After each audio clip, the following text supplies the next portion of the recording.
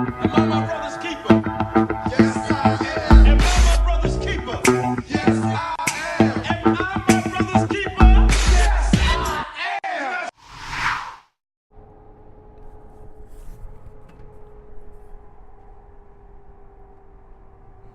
Nino Brown Boxing, I'm back in the building. Shout out to the LDBC.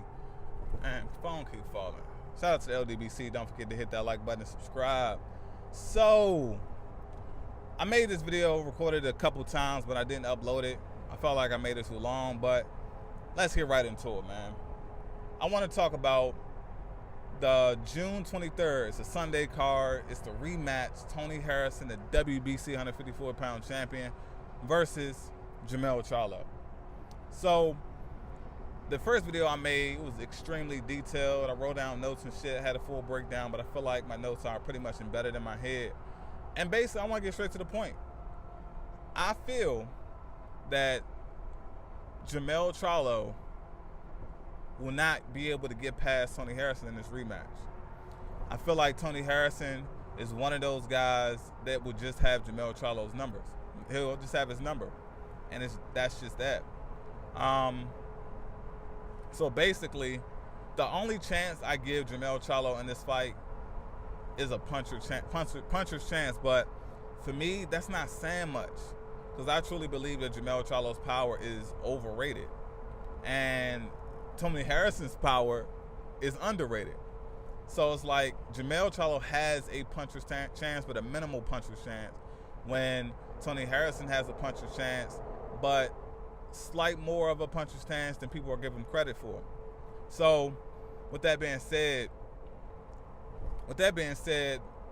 I'm picking Tony Harrison to outbox Jermell Charlo more convincingly this time.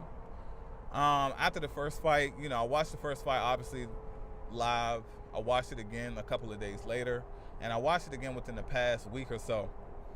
And every single time I watch that fight, I'm convinced more and more that Tony Harrison definitely took the belt. He made Jermell miss a lot, man. He made him miss a whole lot. I mean, Jermell Charlo definitely had his moments. Earlier on in the fight, Jermell was very consistent with his jab, and he was catching Tony Harrison. We all know Tony Harrison has a weak chin, and Tony Harrison has stamina issues later on in the fight. But I felt like the first fight, he was a lot more disciplined than he was in previous fights that he lost against Willie Nelson and Jerry Hurd.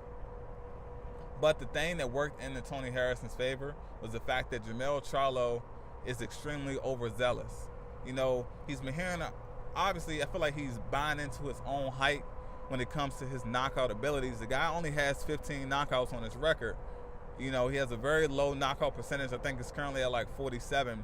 But I swear, man, you think he the way he goes in the ring, you think he acts like he's damn Deontay Wilder or something. His power is not like that at the 154-pound division. It's really not. But Jermell Charlo being extremely overzealous, I truly feel that Jermell believes that he won that fight. I feel like he believes that he was more dominant, and I believe that he's going to go in there with the mindset, and that's going to be to his detriment. Jermell Charlo is going to go in there,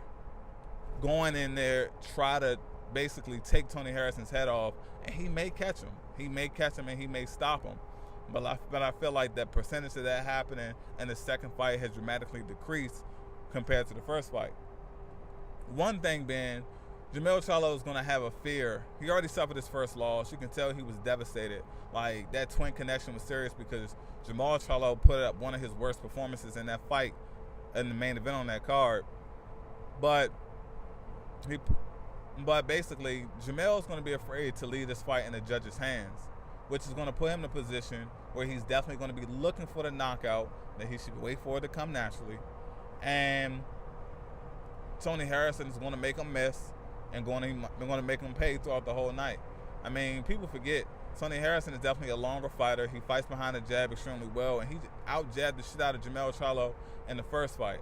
You're going to have a more overzealous, more aggressive Jermell Charlo that's afraid to leave it in the judge's hands, and he doesn't have the belt anymore. Like, Tony Harrison has been there, done that. He's been stopped.